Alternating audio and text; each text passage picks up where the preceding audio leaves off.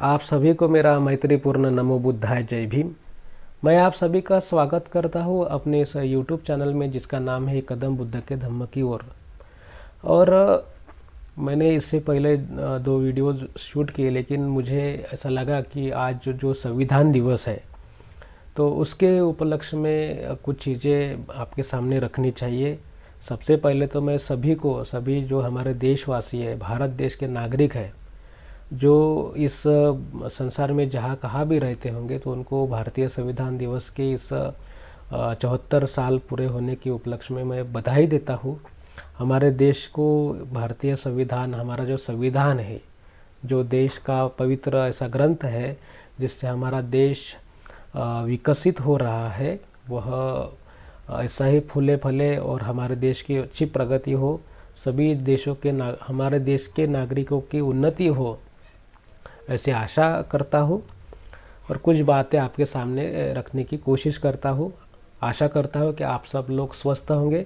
आप सभी को मेरा मैत्रीपूर्ण नमो बुद्धाय जय भीम। तो यह है कि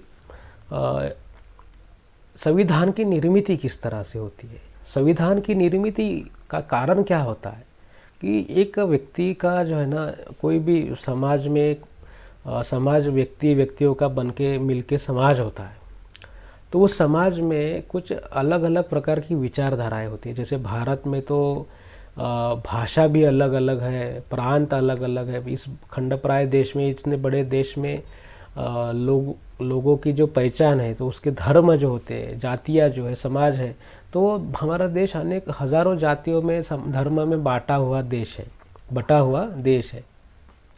तो वह जो लोग हैं भारत में रहने वाले, तो एक दूसरे को बड़े ही अजीबोगरीब तौर पे उनको मापने के मापदंड होते हैं। तो ये हमारे देश की बात नहीं, सारे संसार की बात है।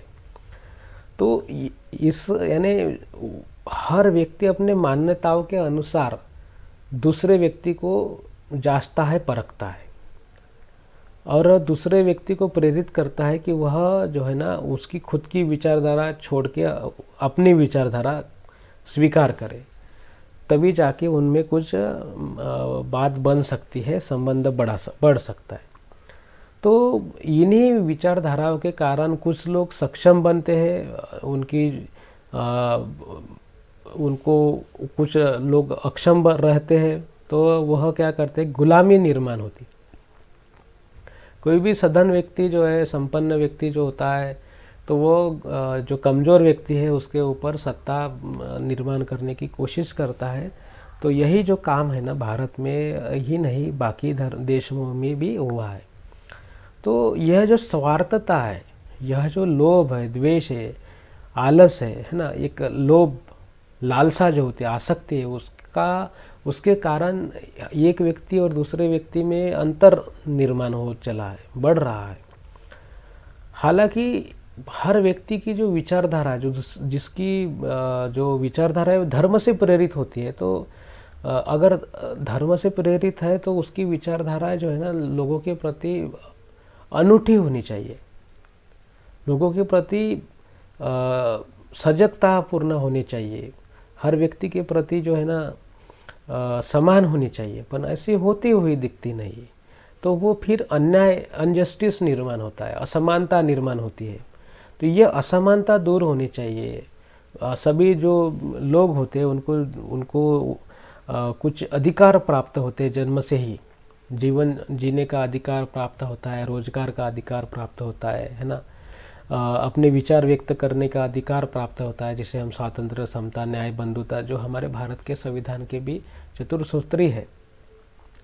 तो इस तरह से एक वंचित लोगों को उनका अधिकार मिले, इसकी जवाबदारी सरकार के ऊपर डाली हुई रहती है। और सरकार जो है, उनकी दायित्व होता है कि हम अपने देश के नागरिकों को उनके जो अधिकार है वो मिले। तो ऐसा हो, इसीलिए संविधानों की निर्मिति होती है कि आदर्श विचारधारा।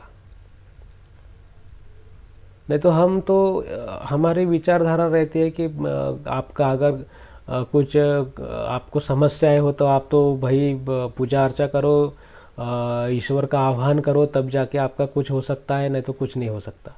हर व्यक्ति ने अपनी विचारधाराओं को आदर्श विचारधाराओं के साथ में टटोलना चाहिए, देखना चाहिए कि हमारी विचारधारा कैसी है।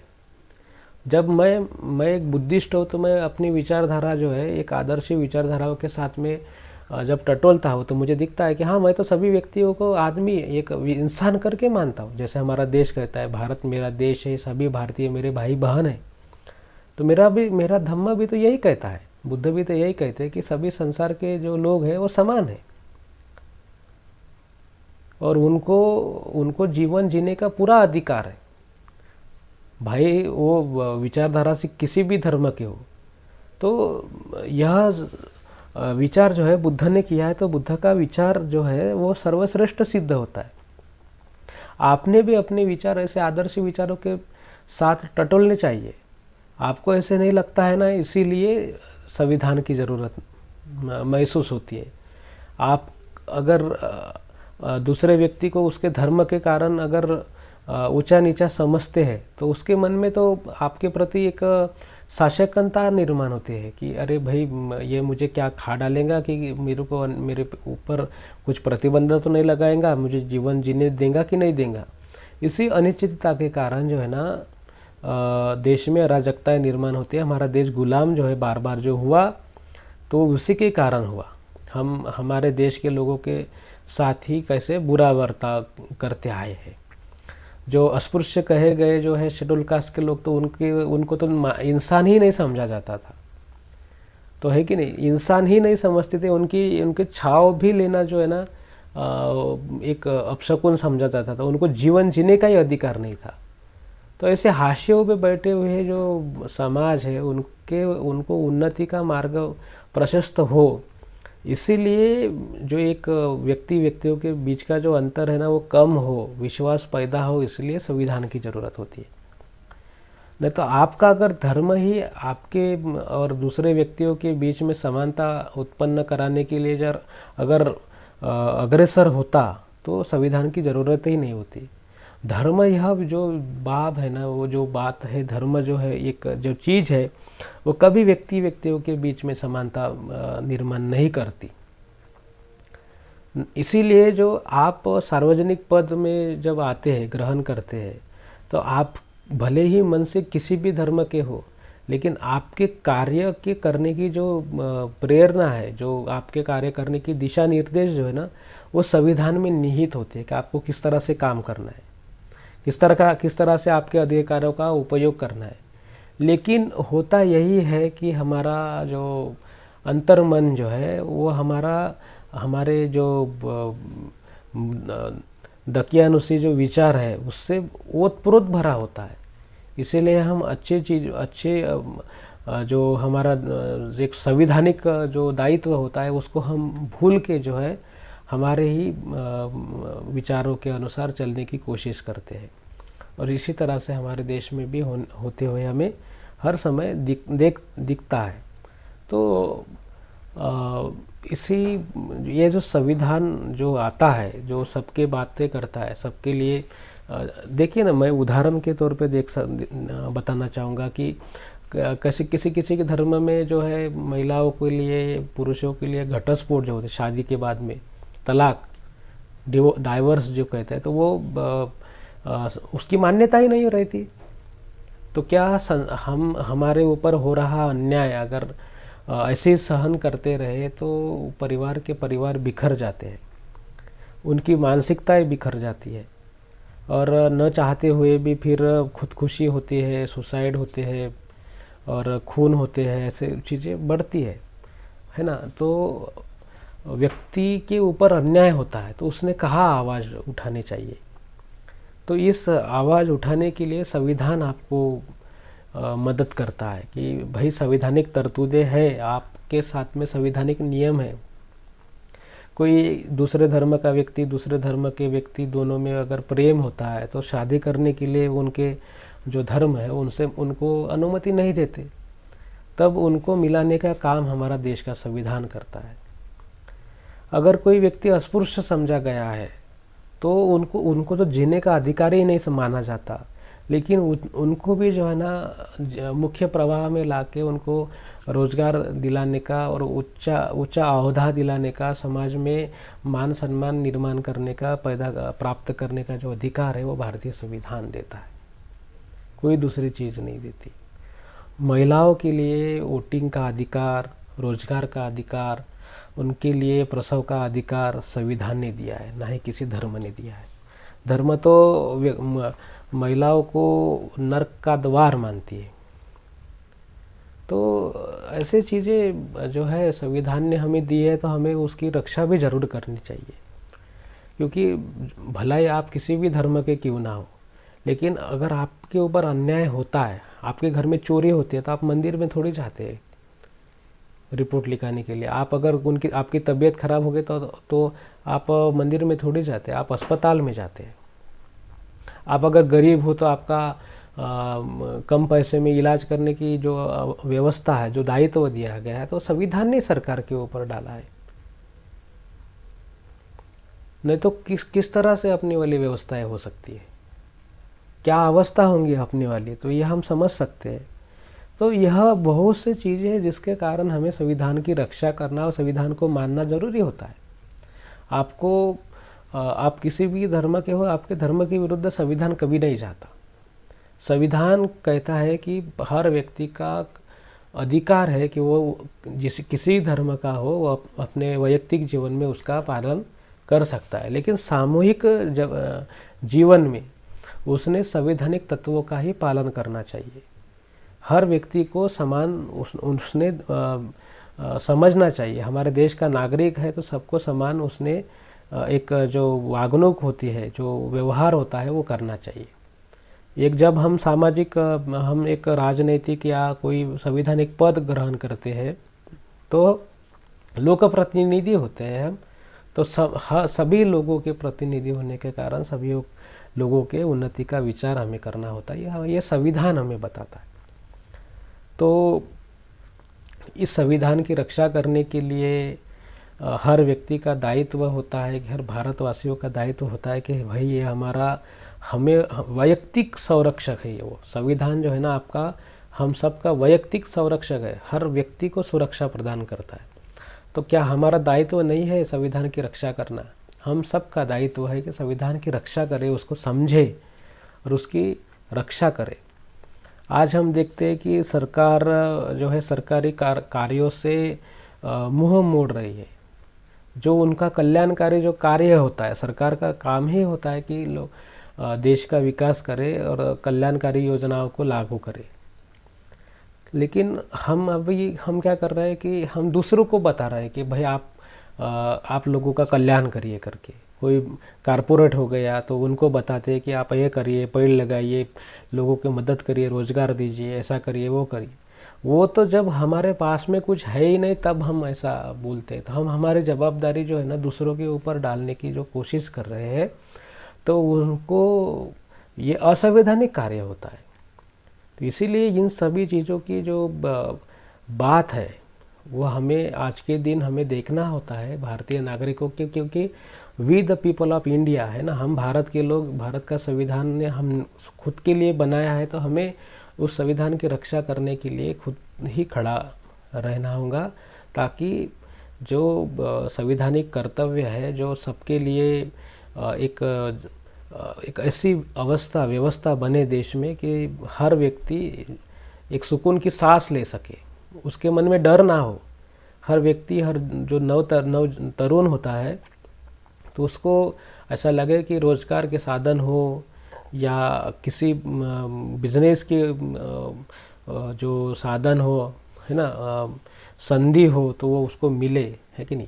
हर महिलाओं को सुरक्षितता प्रदान हो, उनके जो अधिकार है वो एक उनको मिले, जो उनके अधिकार है वो छीन ना पाए कोई। तो इस सभी जो है ना, धर्म जो होता है तो हर वह व्यक्ति जो हर धर्म कुछ ना कुछ प्रतिबंध लगाना चाहता है अपने नागरिकों के ऊपर। दूसरे नागरिक को तो परधर्म भयावह होता है। तो इसलिए सबको समानता मिले तो सबको जब हम अड़चन में आते हैं, हम समस्या में घिरे होते हैं ना, तब संविधान ही हमारी मदद करता है। आपके घर में चोरी हो गई, मैंने बताया, आपको उदाहरण भी दे दिए बहुत सारे, तो संविधान ही हमारी मदद करता है। आपका घर का कोई गुम गया तो पूरी जो दंड व्यवस्था है उसका कर्तव्य होता है कि वो उनकी खोजबीन करे, है ना, संविधान करता है ये सभी चीज़ें। तो इस संविधान को बचाने के लिए हमें हमारे जो नेता लोग होते हैं तो उनको भी एक अच्छी शिकवन हमें देनी है कि भाई आप जनता के सेवक हो और अच्छा व्यवस्था बने इसलिए आप वहाँ हो, तो वो काम करिए, ना कि आपकी वैयक्तिक जो विचारधारा है उसको बढ़ावा देने का काम करें। तो अगर नागरिक अगर संवैधानिक तत्वों से ओतप्रोत भरे रहेंगे, तभी जाके जो लीडर्स है, जो हमारा नेतृत्व होता है, वो नागरिकों से बनता है। तो तब हमारी जो विचारधारा ही संवैधानिक तत्वों से बनेगी, तभी जाके हम जो संविधान का जो है रक्षण, उसकी संरक्षा कर सकते हैं।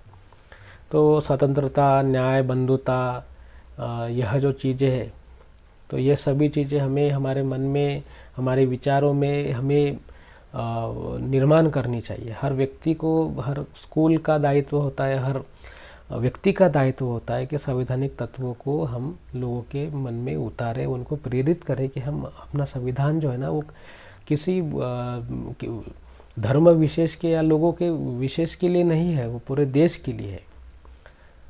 हम तो इतने जाति धर्म में बटे हैं, फिर भी एक देश करके हम आज जो खड़े हैं, तो वो संविधान के कारण ही है। नहीं तो हम देखते हैं कि हमारा देश तो कितनी बार गुलाम हो चुका है इससे पहले। आज हम खड़े हैं तो हमारे संविधान के कारण। इतने अलग अलग प्रकार के जाति प्रथा के लोग, धर्म के लोग एक साथ हैं, तो वो संविधान के कारण ही है। तो उसकी रक्षा होनी भी चाहिए ना संविधान की। आज संविधान के रक्षा के लिए लोग उतना प्रयत्नशील नहीं दिखते और उसका द्वेष करने की अवस्था में आ गए हैं, क्योंकि संविधान के खिलाफ काम हो रहा है। देश के नौजवान जो है, उनको लगता है कि संविधान उनकी आशाएं, अपेक्षाएं पूरा करने में कामयाब नहीं हो रहा है, तो वो संविधान को दोष देते हैं। लेकिन संविधान, बाबा साहब ने जैसे कहा है कि संविधान लागू करने वालों की जवाबदारी होती है। वो अगर अच्छा लोग होंगे वहाँ पे बैठे हुए, तो निश्चित ही संविधान की अमल बजावनी, संविधान हो या ना हो, वो करेंगे, क्योंकि उनका दायित्व होता है। आप बुद्ध और उनके धम्म का जो हम प्रसारित कर रहे हैं, वो वीडियोस जाके देखिए। हर व्यक्ति को उनके दायित्व बताए जाते हैं कि आपका मन में लोगों के प्रति कौन सी भावनाएं होनी चाहिए। अगर वो भावनाएं हमारे मन से उत्पन्न होती है, तो हमें संविधान की ज़रूरत नहीं होती, हम वैयक्तिक ही कार्यरत होते। तो संविधान की इस दिवस के उपलक्ष्य पर मैं आपको बधाई देता हूँ और आशा करता हूँ कि संविधान आप पढ़ेंगे, उसको समझिए। वह अपना खुद का, हमारा अपना है, सबका है। उसकी रक्षा उसने हमारी रक्षा की है, हमारे देश की रक्षा की है अभी तक। तो हमें आगे चल के, आगे आके हमारे देश की संविधान की रक्षा करनी है।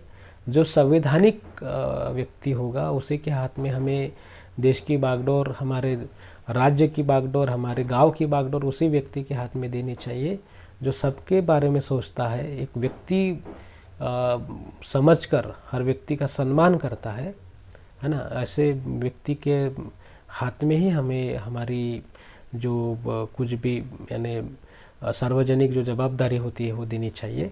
और इसी के साथ में इस संविधान दिवस के उपलक्ष्य पर मैं आप सभी लोगों को फिर एक बार बधाई देता हूँ और अपने इस वाणी को देता हूँ विराम। नमो बुद्धाय, जय भीम।